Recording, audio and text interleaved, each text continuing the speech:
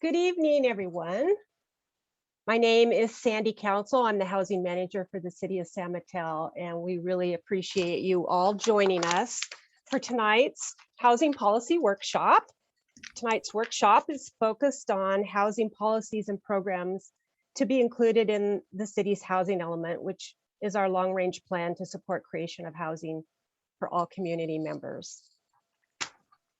Just to get started, you are all muted as you come into the presentation.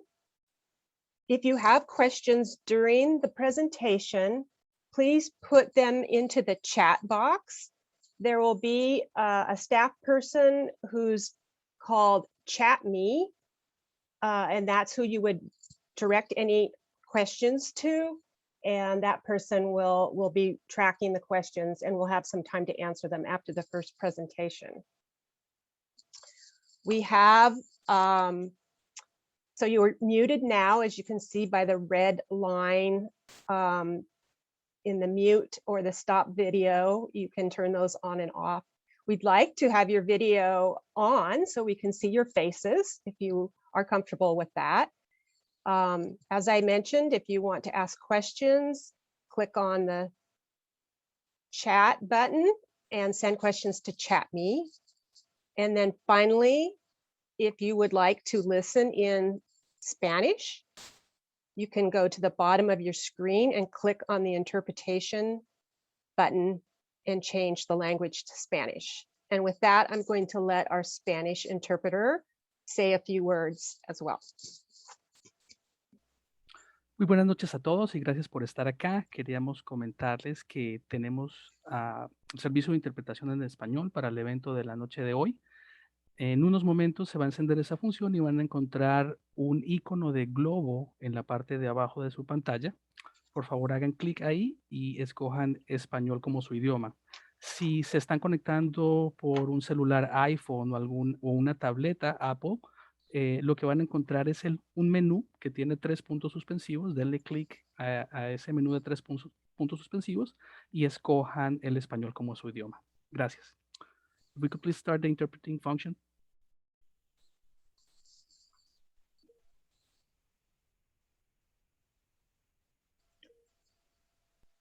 Okay. At this time, we would like to survey any of the participants. If anyone, we will have a combination of presentation, which will be interpreted live by Jose and his partner Maria, who just spoke.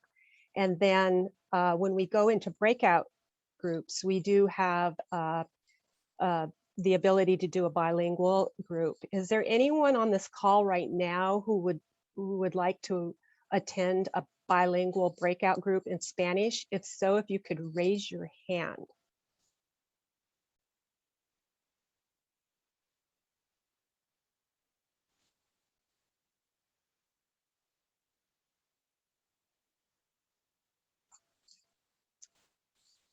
Okay.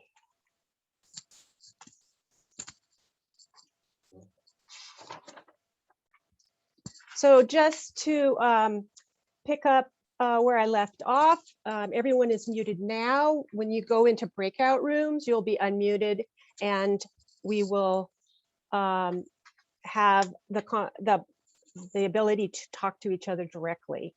And this presentation is being recorded, the main presentation, but the breakout rooms are not going to be recorded, but we do have note takers who will collect the comments. Oops, sorry.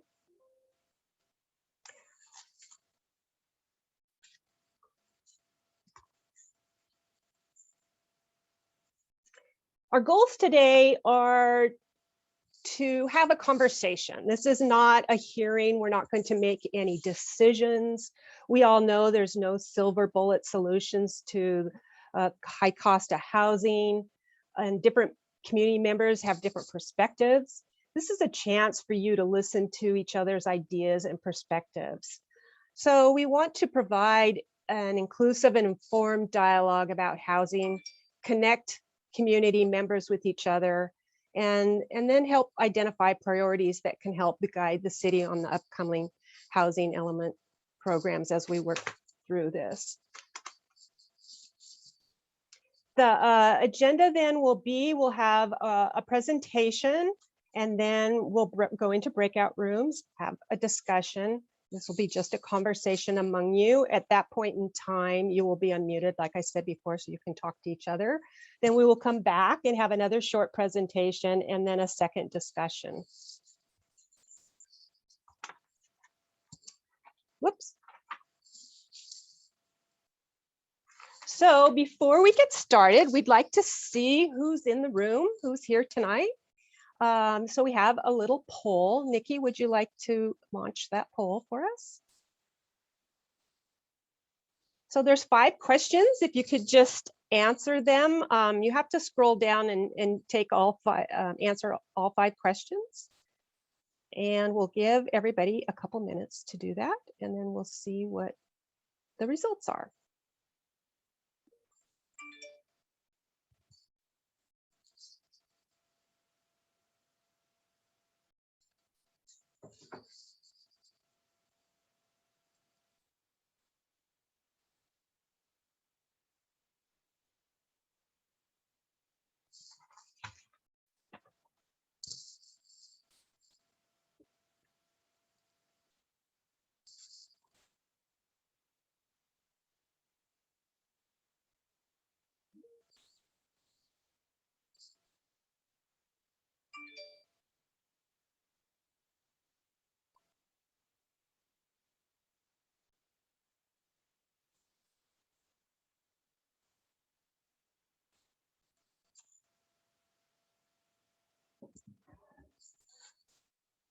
Okay, so we have, it looks like most of the participants have answered the questions. So we'll just kind of scroll through. Most of you live here. We have kind of a split of ages. So race breakout. And then how long people have lived here. So can you all see that? Yes. Okay. All right, thank you for that. Okay, now we're going to move on to our presentation. I'd like to introduce Diana Elrod, who's consultant working with the city in the preparation of our housing element, and she has some background information to share. All right, Diana. Great, thank you, Sandy. Can you give me the next slide? So continuing on the conversation of who lives here, I think it's really interesting to note that we have a lot of seniors who live here in the community, and the population, as in other places in the country, seniors live longer than they used to, and so there's a large senior population. But at the same time, there are young households that are just beginning to form families and so forth. In the between 20 years and 34 years is a significant number of people. Even without a change in population, these households have a variety of housing needs. Next slide. Let's talk a little bit about housing incomes. And I think this is one area where people are oftentimes kind of surprised to hear what people earn in the community. About 19% of households in San Mateo earn less than $50,000 a year. And at the other end, a very large number, 34%, earns $200,000 or more a year. But for a little bit of context, a household, let's say there's a household of 3 people, 2 parents, one of whom works, the other one who is a stay-at-home parent, and they have a child. So that's a 3-person household. If they earn less than $50,000 per year, that's $24 an hour for the worker, and they can only afford about $1,250 a month for rent. In this area, that means these folks are called extremely low income. So you can see that a household that has a few people and earns what seems like a respectable amount of money is actually extremely low income. Next slide, please. This slide is really interesting because it illustrates that there are roughly the same number of people who commute into San Mateo as commute to other locations. There are only about 7,300 people who both live and work in San Mateo. So you can see that this will definitely impact traffic patterns in the community. Next slide, please. As I'm sure many of you know, there's been a lot of growth in a variety of work sectors, including professional, managerial, high tech, and so forth, all around the Bay Area. And you can see that between the year 2010 and 2015, there was a large jump in the number of jobs that came to San Mateo. However, with that increase in jobs, there has not been a similar increase in the number of housing units. Next slide. So the housing element is what we're here talking about, certain aspects of the housing element. While local governments don't actually build housing, they do create the rules that shape where housing can be built and what types and how much. The housing element includes policies and programs that address housing needs for all types of households, including those with special needs, for example, people with disabilities, seniors, as well as affordable housing. And it also includes solutions to address issues like how to preserve existing housing and create more. California state law requires that every city, town, and county in the state prepare an updated housing element once every 8 years. And the last completed cycle for San Mateo addressed the years 2015 to 2022. The update that we're working on now will address the years 2023 to 2031. RHNA is an acronym that basically means the Regional Housing Needs Allocation. Every jurisdiction in the state receives an allocation of units that it must plan for. And for the next housing element cycle, the number of units that the city has to plan for is just over 7,000 new units. And those units are at a variety of income levels, from extremely low to above moderate income. Ultimately, we need additional units above the 7,000 as a buffer in case some of the sites that we identify for housing don't get developed with housing, et cetera. So we're looking for a target of around 10,000 units. We can do this within existing zoning, but we'll need to look at ways to implement or encourage housing going forward. And with Measure Y, the general plan update will be looking at increased density above and beyond what Measure Y currently allows. Next slide, please. Some of these are examples of comments we've heard from people so far around housing and traffic specifically, and they're very related, housing and traffic. The first one is, I hope that there will be more opportunities in the future so that our children do not have to move from this city or state. There's been a lot of discussion about the desire to have family members stay in the communities in which they grew up. Next slide, please.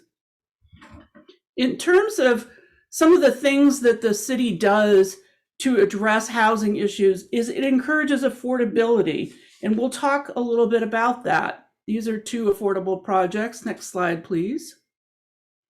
The first one is an inclusionary requirement, what also known as the BMR program. And what this says is essentially that in any new housing development, a particular percentage has to be made affordable.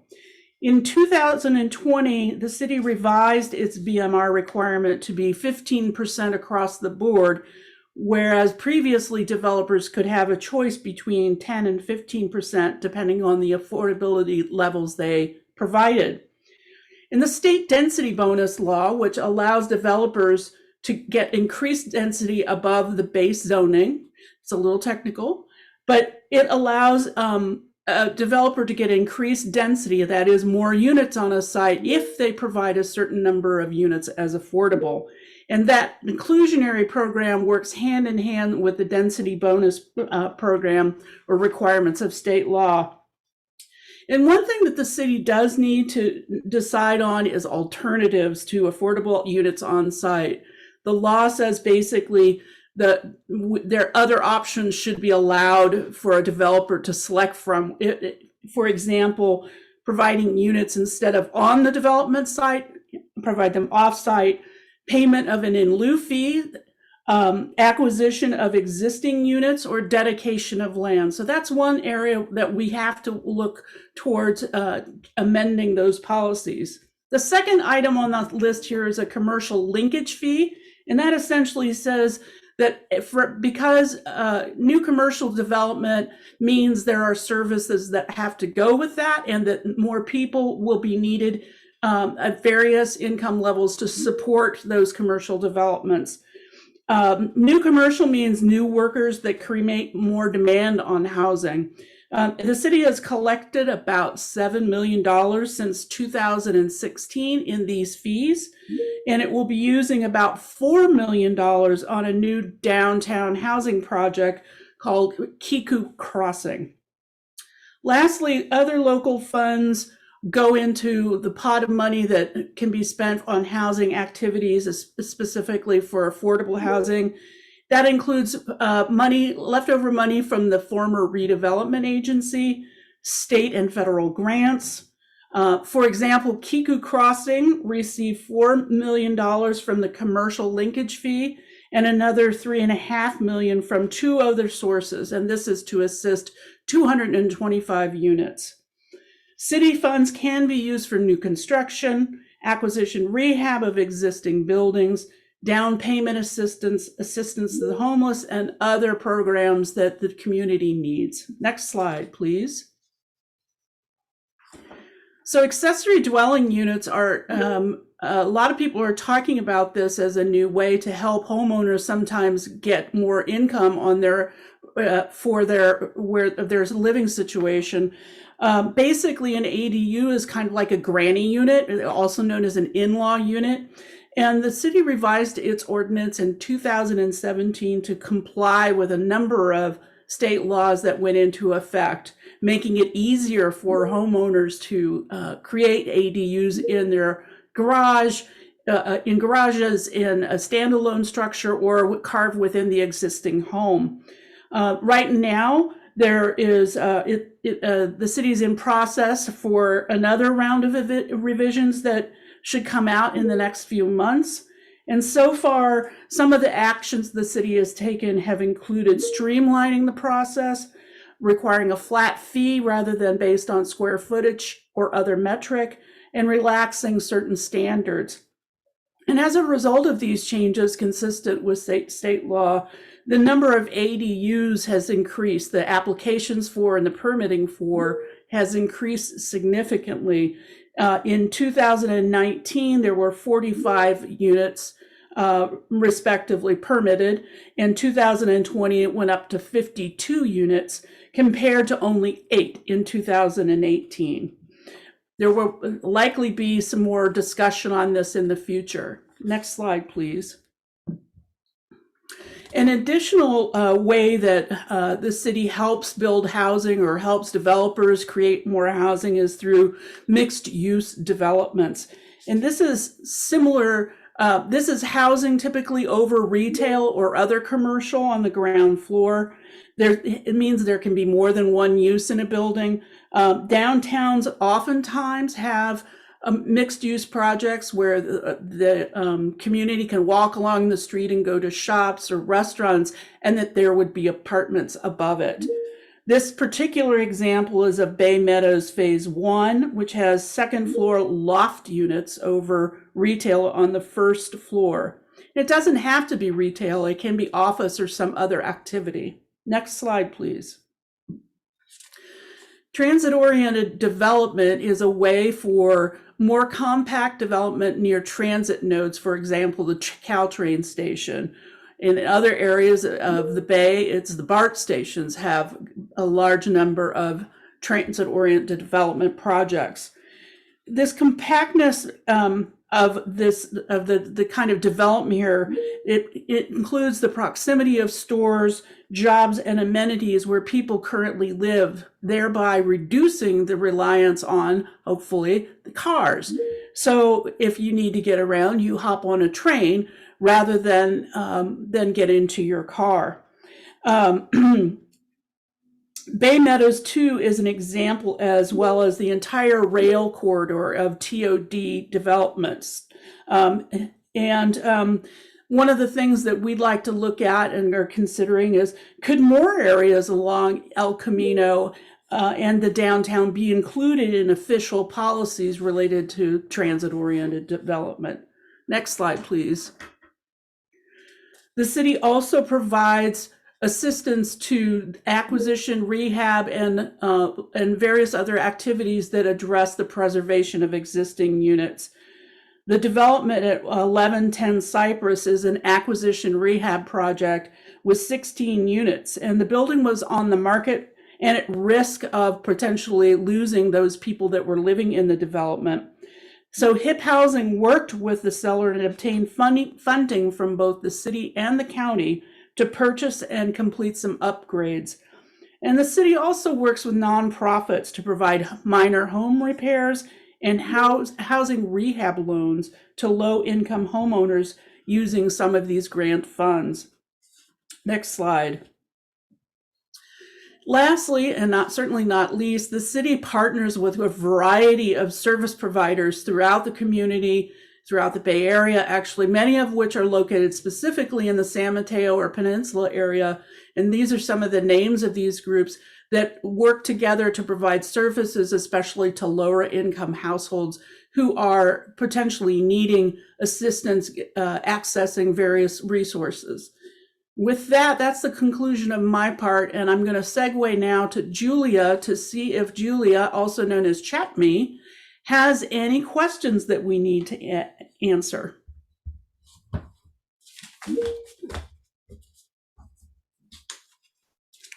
Julia? Hi, if the public has any questions, please go ahead and enter it and send it to ChatMe. In the chat, yes. Currently, there are no questions, but you're welcome to add questions as we go along, but for now, I'm going to go ahead and segue to our next segment, which is we're going to have a series of breakouts.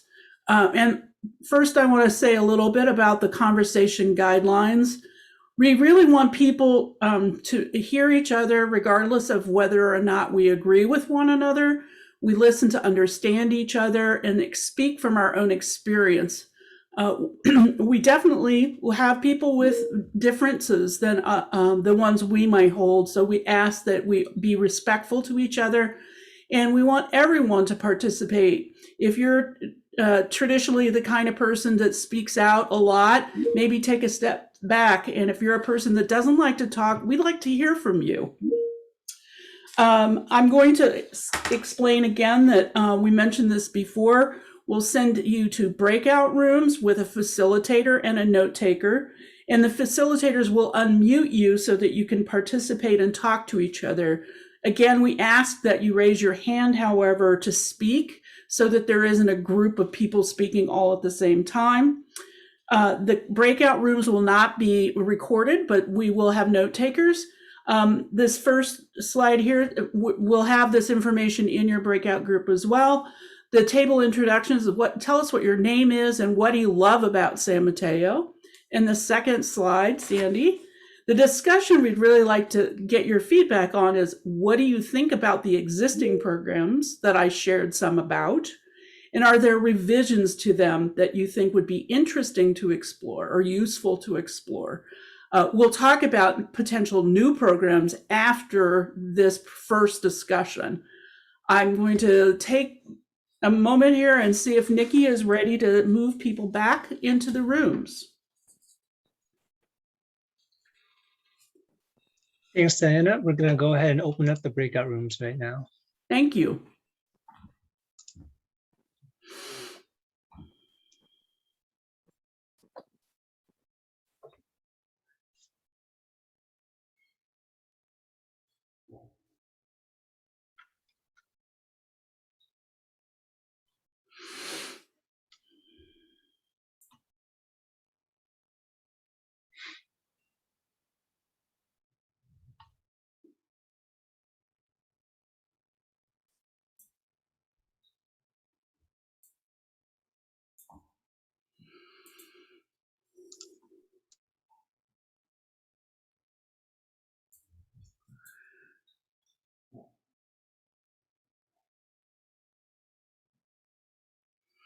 Nikki, it looks like there is not a main facilitator in room number 1. That should be Angelica Garcia. She's one of our consultants. I thought she was going to do Spanish language, but that's okay. I didn't know that is she taking on a more regular role is all I'm asking. Yes. Okay. Yeah. No problem. Mhm.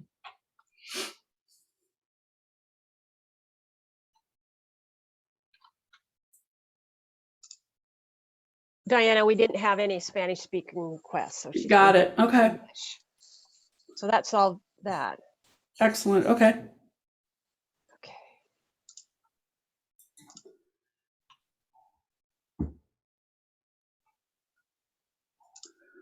I wanted to confirm that the chat stuff that was showing up on my screen did not show up on the PowerPoint. It did not. Okay. Okay. All those chats were like firing away. We have 2 people that haven't gone to a room here, Patricia Conway and Elizabeth Wright and Cameron Rolfe. Do Well, we, looks like Nikki? they are assigned, but I guess they just Okay. haven't joined. Yeah. Okay. Got it. Those look like good sized rooms. Mhm. They're right around 8, aren't they? Right now, if we subtract the staff members, It's like yeah, we're- 6. it's 7 each. Some of them Okay. a little bigger. Yeah. Okay, that's decent.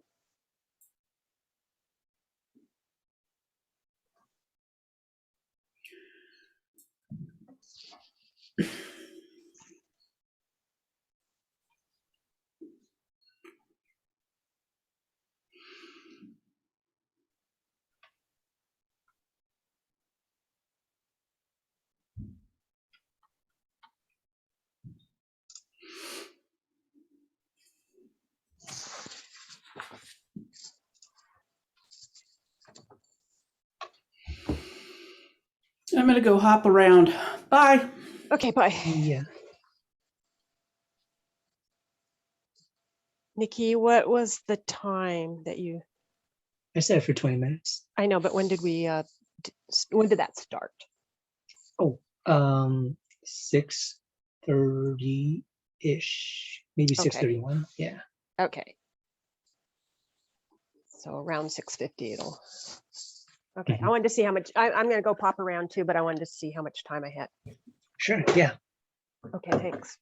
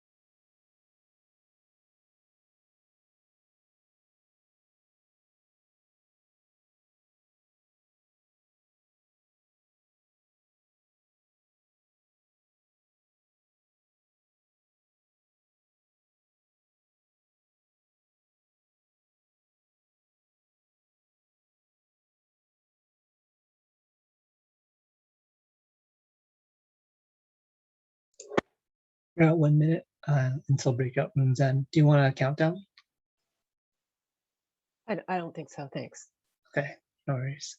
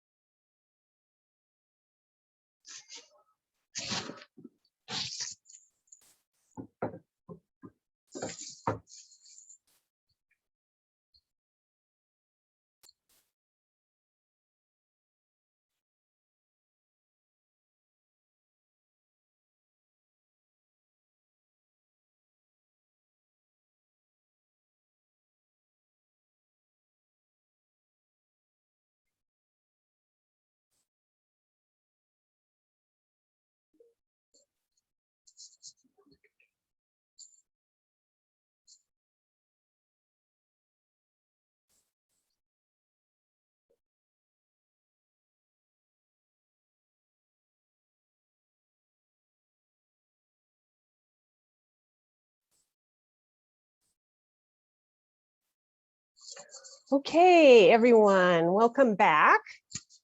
Thank you for your sharing your ideas in the breakout rooms. And I'm going to pick 2 rooms. If you could maybe just share a couple of highlights from your group's conversation, or if any major questions came up. So would the facilitator from group number 1 like to share 1 or 2 main ideas that came out of your group? Sure, thank you so much, Sandy. So in my group, we heard from a few residents, and there was some concern about new units being built in the city and how parking could be provided for new affordable housing. A few members in our group also support policies and programs that would help with the jobs housing balance in the city, and they noted how people have to commute into the city for work, but they are unable to live in the city. So they would support programs and policies that would allow for jobs housing balance. Okay, great. How about group number 3?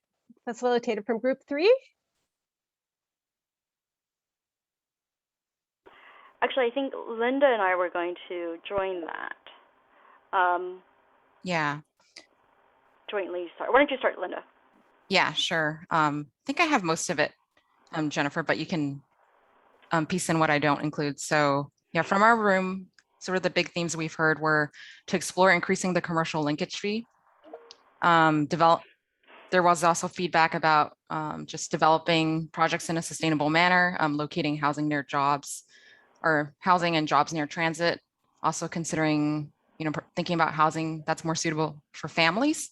And lastly, we had just a concern about, how will we accommodate all of this growth in the future with infrastructure. Okay, thank you. And then it turns out there were a couple questions that came in at the beginning through ChatMe. Julia, are you available to? Sure. Okay, thanks. Can everybody hear me okay? Yes. Okay. So just real quickly. So one of the questions was for 52 units of ADUs, does that mean that it's going to be 400 units over the 8-year housing element cycle? That's question number 1. So it's possible. I guess we don't know. But if the trend continues at 40 or 50 units a year, that is possible. Know that we can actually predict that. Absolutely. And then question number 2 is, how does the general plan process interact with the housing element process? Okay, that's a good question. So one of the main so the housing element is actually a chapter or a subset of the general plan. And because that the housing element is regulated by the state as far as the timing of when you need to submit them, and they're approved by the state, where the rest of the general plan is not approved by the state.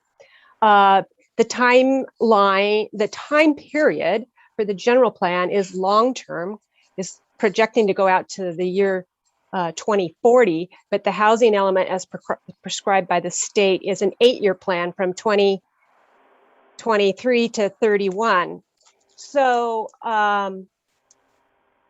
the general plan will be looking at land use element, circulation, open space, all these different components of planning our community. And so things like heights and densities and the zoning is going to be covered more in the general plan. As a matter of fact, the general plan team is doing a very detailed analysis of a number of scenarios to look at different development scenarios for the city's future. And then by contrast, the house, and they overlap, they work together, but the housing element is a little more focused on policies and programs to implement the creation and support of housing for all members in the community. So they work together, but they're slightly different. So on that note, I'm going to continue with the next part of the presentation. And so we talked a little bit about, and I want to make sure you can see the screen, right? I got thumbs up on that. Okay. We talked a little bit about existing programs and policies. And as we get ready to prepare the housing element, we want to build on the existing tools and explore new strategies to support housing. So part of that will be, we're doing a number of things to do that. Later this month, we'll be meeting with developers who are familiar with our specific zoning codes to get their perspective on technical code constraints and so forth. We also know that there are constraints that are outside of our control, such as like the cost of development, changes in market demands, availability of lenders, investors, labor shortages. All these things are outside the city's control. And like I mentioned before, some of the studies to look at potential height and densities will be taking place as part of the land use element in the general plan. So this discussion is really more focused on other program opportunities. So I'm going to describe some examples of programs, some things other cities are trying, areas that the city might want to focus on. So one concept is the missing middle. It's a term that's being used more frequently in the planning world. And one way to describe this is allowing small infill projects that are somewhere between what a single family house looks like and a multifamily building. Sometimes these small infill projects are actually the size physically of a single family home, but they could include 2 or more units. And as a result of them being smaller in size, they can be more affordable because they are smaller, they can share amenities or driveways. And so this concept has become popular as a way to save on construction costs of housing, as an alternative or in addition to being subsidizing actually affordable housing with funding from local jurisdictions. So it's just another tool to consider. If San Mateo would like to encourage this type of housing, then we would want to make decisions about the location and allowable sizes that we would want to encourage. Here's some examples of some projects in San Mateo. This middle photo, the large photo in the middle, is located on Gum Street. This is a duplex on 2 sites, each has a duplex with a shared driveway. So there's a total of 4 units in this photo. They're designed to look like single family houses. They're in a predominantly single family neighborhood. And then the 2 photos on the left is a similar sized property, but in this case, there's 4 units on each side with a shared driveway. And these are located on Grand Boulevard. So you can see, the scale is similar with these 2 projects. They are compatible with single family homes in the adjacent neighborhood, but they produce more units. And these are the sort of the decisions that the city could consider if this is an alternative to explore. Another question that has come up is, should the city prioritize the development of certain sized units? We've heard that newer apartment buildings in particular don't always include larger units like 3 bedrooms for families with children or extended family members. So is there something we should do proactive to encourage that? Conversely, smaller units are less expensive to build and can provide more affordable alternatives for those who don't need that much space or can't afford the rent of a full-size apartment. This large photo in the center is the Hotel St. Matthews downtown, which is a historic residential hotel. This building was designed right from the start to be small rooms. They do not have private bathrooms or kitchens. They have shared facilities on each floor. This property was purchased by a nonprofit several years ago and has the cheapest rents in town. This was a common living option when it was built, and it could be encouraged today as well. There's also lots of interest in tiny homes in general, and those have gained some popularity as a way to provide small units to prevent homelessness. Diana talked a little bit about the city's affordable requirements and how state density bonus laws provide developers with extra units in exchange for affordability. And so one question that comes up is, are there other ways to incentivize developers to choose to build housing rather than commercial, or build more affordable units? Another area that the city, another policy that the city continues to work on is, there are some areas in San Mateo where a developer can get additional height in exchange for community benefits. This is a little excerpt from our downtown, and those kind of lavender pink sites in the middle there. I don't know if you can see, they have both 55 and 75. So the base height limit is 55, but a developer could get 75 feet if they provide community benefits. And so the city doesn't have an adopted policy on what those community benefits are. We have sort of a working list that's being used in the interim. So developers aren't really clear what the city wants. So here's an area that we will want to be working on in the near future is, what kind of ideas would be community benefits that the city would desire? Things like transportation improvements, more affordable housing, pedestrian improvements, recreation amenities, etc. We all often hear about concerns about increased traffic or just traffic in general, especially when it comes to new developments, both residential and commercial for that matter. So transportation systems and housing planning really do need to go hand in hand. Besides locating new housing close to transit, how does one encourage people to get out of their cars?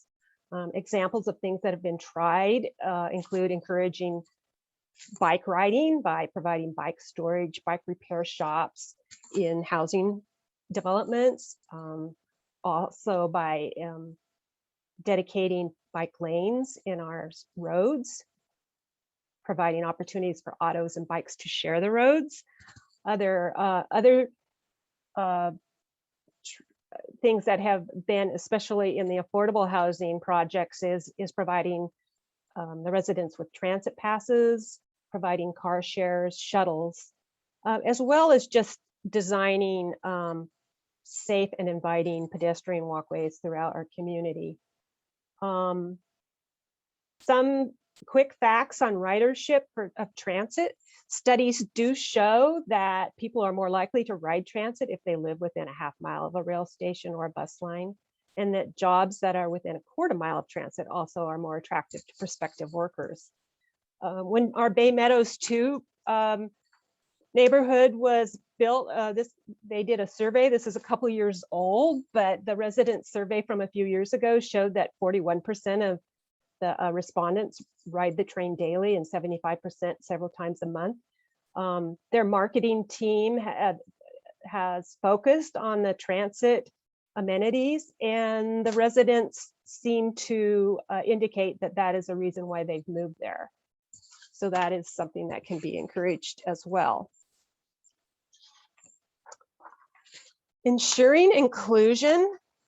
Another important component of the upcoming housing element will be ensuring inclusion for all segments of our community when it comes to housing. And this comes under the umbrella of the term fair housing.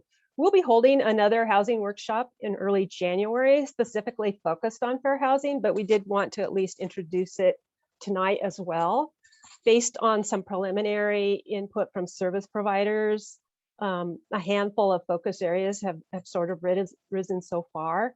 In the 3 areas that we've heard the most about so far are tenant protections. How can tenants be assisted when property owners decide to sell their building or take it off the rental market? And then what happens to the tenants who need to move, and other displacement situations that occur even if tenants are good tenants and pay their rent, but they still find themselves having to move. And with the high prices of market rate, asking rents it becomes a struggle for many households. Accessibility is another thing that we've been hearing about in a couple of different ways. One is people who are mobility impaired don't necessarily know that they can ask their landlords for reasonable accommodations. And so we know that there is a need for more guidance and counseling for them, and that so that people know what their rights are. There's also been comments about the design of new construction, especially townhouse style units, where depending on how they're designed, somebody in a wheelchair may not even have access to a bathroom or a kitchen while living there or visiting. So these are sort of things that can be considered. And then just in general, housing choice is one of the areas that our plan will want to focus on, is just encouraging that there's a broad range of housing opportunities for all members of the community. So that's just a really generic overview right now. Like I said, we will get into that a little more at a later workshop. So with that, we will break out to our next table discussion. And so again, the question is pretty generic. As the city moves forward with planning efforts, which options do you think best match San Mateo's needs? And do you have other ideas? This list was just meant to get ideas started. So we'd like to know what other kind of questions, concerns, ideas, just kind of a general conversation. So with that, Nikki, you want to set up, you'll be going back to the same breakout room as you were the first round. Sure, we're going to reopen the breakout rooms.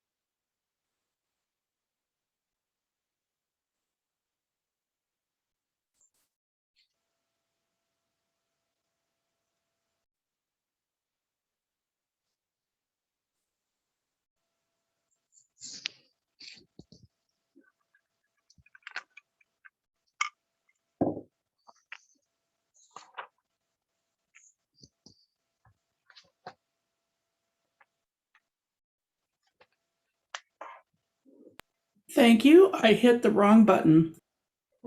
No problem.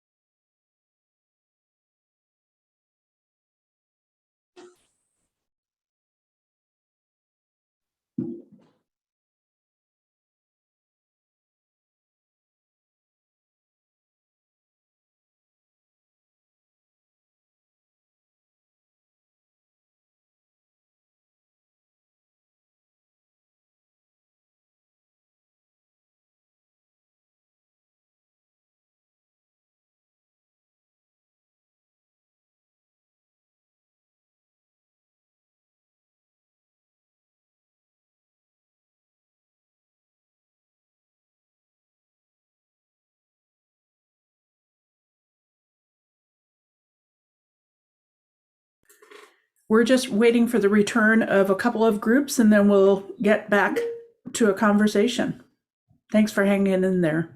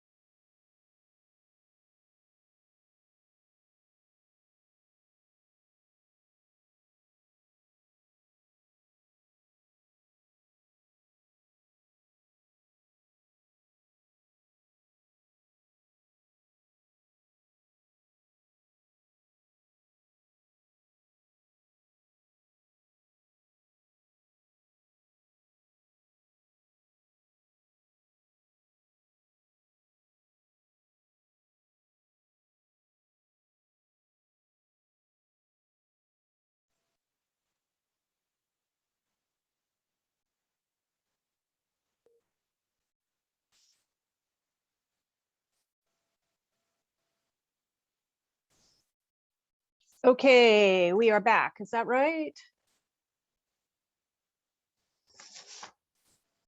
Those of you who got done early, thank you for your patience hanging out so the rest of the groups could finish their conversations. Nikki, can you confirm, is everybody back yet?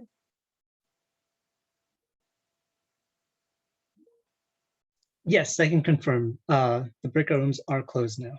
Okay, okay, I can't see that, so bear with me. Okay, so let's get a quick wrap up from a couple groups that we did not hear from first round. Group 2, I think the facilitator is Zach. Would you like to share a couple highlights from your group's discussion? Yes, absolutely. We had a really good discussion. There was a full range of ideas put out there. A couple that popped up that seemed to be reoccurring themes were related to micromobility and transit. So along with the housing, depending on where we put it, make sure we're not forgetting about transit and ensuring that wherever we put the housing, it has a strong connection to our train stations, our transit hubs, and the like. So I think the linking of the two is really important. Also discuss the importance of looking at missing middle and maybe looking at lower densities within single family. So we're not always building 5- and 6-story buildings, but also looking at ways to add units with a duplex, triplex, or more of that missing middle type housing. So we're kind of allowing for the full range. There was also a mention of looking at the commercial linkage fees and an affordable housing overlay with community benefits or incentives to push for more affordable units. Great. Okay, how about group 4? I think that is Nick. Hi, everybody. Yes, we had a robust conversation and there was a lot of support for all of the initiatives that were presented and they were identified as important, but there's a couple of points worth really underscoring. There's a lot of interest in the missing middle, but missing middle generally, and also in doing the missing middle really well. And that there's a lot of opportunities for expanding partnerships and specifically church sites or faith-based organization sites being very well located and bringing those partners to the housing conversation. There's also some discussion, other discussion around quality and thinking about design standards to bring about that quality. And finally, there are two additional points. There was interest in strengthening renter protections, as well as looking at, for below market rate units, looking at 3-bedroom units and really identifying that overcrowding in some below market units has some negative effects on both that family and the community overall. Okay, great. How about group 5? Sure, this is Julia. So for group 5, there was good discussion and sharing of ideas. Some of it I'll just go ahead and read based on my notes. Looking at adding more affordable housing on existing housing properties. Also, there's an interest in the city's existing first-time home buyer programs, and there's a suggestion to have more of that. So to continue an existing program that's working well. Some people share stories of what their experiences are and what they're seeing in the community. And I think, the example that was noted in the presentation about a household of 4, 3, with making around 50,000, it is priced, that type of family would be priced out of the typical affordable housing category, which is, so there is verification of that, with people's story. With that, and the story about people, households, 6 adults, doubling up, tripling up into a home, that does add to a communities and the parking impacts. So as we're looking at housing, the commentary was also look at how communities will transition. So we may need to address parking as we're looking at housing. There was also an example of Sonoma County. They have, from a programming side, they have a requirement where the site manager has to pass a test, and that has helped to alleviate lawsuits and some other issues. So on the programming side, there were some suggestions on that end as well. There's a commentary about fair housing is really important for the city, and that needs to be addressed, and also supporting tenant protection. Okay, great. And actually, we're gonna, since we have enough time, we're gonna circle back to group 1 to report out again. Thank you, Sandy. So a few comments that were shared in group 1 include using missing middle housing as a way to improve fair housing opportunities in the city. There was also an idea to expand transportation options in areas that are not transit accessible. And this could include using a shuttle to reach those areas in the city. Another idea that we heard is to look at vacant, underutilized sites in the city and find ways to encourage housing development on those sites. We also heard to consider height density bonuses and charging a tax when a house is purchased but remains vacant, similar to what Oakland has done. Thanks. Okay. And then finally, group 3, would you like to share a couple more comments? Sure. Thanks, Sandy. So for room 3, we heard a wide range of comments. There was also a discussion of, expanding the missing middle housing, townhomes in particular. There's also support of an affordable housing overlay. For the missing middle option, there were, support for townhome projects. Bay Meadows was cited as a outstanding project that blended housing near parks, amenities. And then there was also recommendation to explore adaptive reuse policies. An example would be taking existing office space or existing housing stock and preserving those buildings and changing it into, what it could be reused for. There was we had a member from HIP Housing in our group, and they shared, there's a home sharing program because we do see a lot of folks that are aging in place. And so one benefit is they can open their homes out to others, as an affordable housing option, while also providing the benefit of companionship to the homeowner. And this also encourages multi-generational household. There was discussion of fair housing as well, that the city should really, explore spreading the housing throughout the city, encouraging diversity. And also we did hear feedback that, there was none of these programs enhance the city. This was perspective of, thinking about the long-term residents here and thinking about the infrastructure and the services and how that could support the expansion for future housing growth. And that my last point from the group that spun off a really good discussion about the housing and job imbalance. Someone had brought up a study, there was an indicator that shows that for every 11 jobs we see, there's only one housing unit with it. And so that needs to be addressed. And also, although a lot of the housing currently serves long-term residents, the younger generations are suffering. And so those were the feedback from our group. Okay. Well, thank you so much. It sounds like each group had a good conversation going. We really appreciate everyone sharing with each other. I would like to go back. There were a couple questions, right, Julia, from the that came in, and I have them here. Do you want to read them to me? Yes, I'll go I'm ahead. reading it off my phone, which is kind of tiny. So one of the questions is, has any project ever used the option to provide community benefits in exchange for more height? Yes. Do you want to go ahead and answer that? Yes. Yes, the city has approved.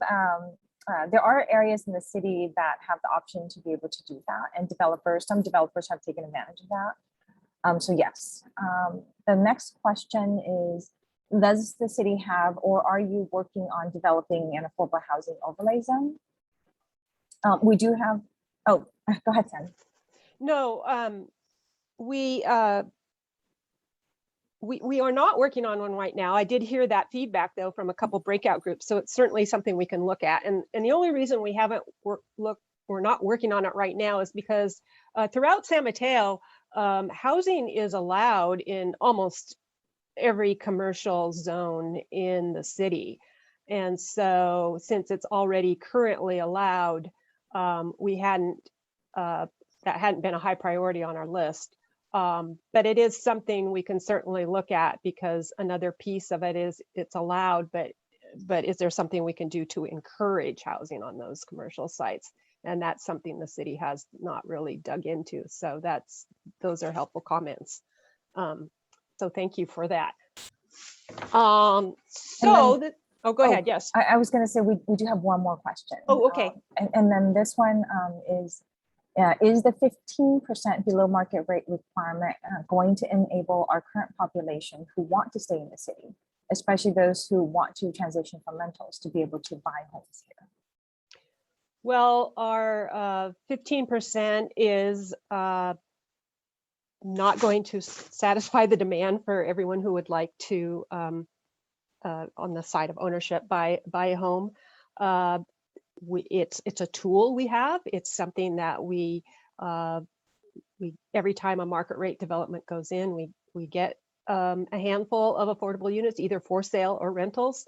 It's certainly not enough to meet the need, but it's just one program that helps. There's, like I said at the beginning, there's no silver bullet, and no one program can solve all of the demands, but we just keep trying to do as many things as we can. So the cumulative effect hopefully makes a dent as we move forward. So anyway, that is the end of our program per se. We would like to, we will be posting the recording of this presentation and the slides and meeting notes on our website. And then all of you who registered, we will be emailing that information to you as well. And if you haven't taken our online survey, we encourage you to do so, especially after tonight, having a chance to listen to others' thoughts and ideas. You know, maybe something new has popped up that you think we should consider that maybe you hadn't thought of in the past. So we have our website, which is cityofsanmateo.org/housing element 2023. On that website, we have all of the meeting summaries that we've had, all the meetings so far. That's where the email list sign up is on. And we also will post upcoming meetings on that website as well.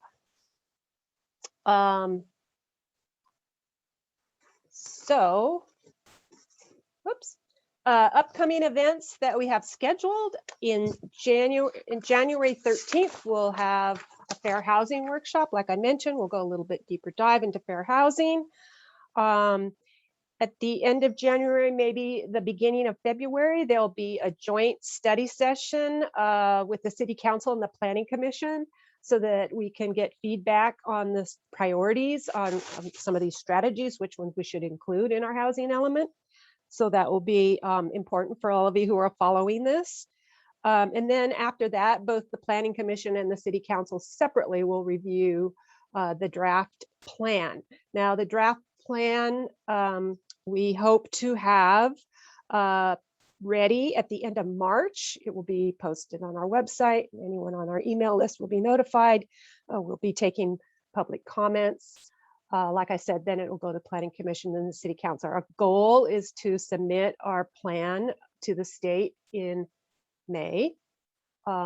It's very common that the state returns the plan back to the city because it will have comments on things that may have been missed or not fully explained and so forth. So we want to allow for time to do revisions and then resubmit. That's pretty standard procedure. And so the deadline for all of that is next December. So with that, whoops, sorry, wrong way. There again is our website. If you have any questions, you can always contact our housing email or our phone number. But the best way to stay in touch is our mailing list. So we hope you all get on that. And with that, we are done for the evening. And we really, really appreciate your time and your willingness to share your ideas with each other. And we also thank all of our facilitators. We have many city staff and consultants helping us out tonight. So thank you, everybody, for your input. Take care. Good night.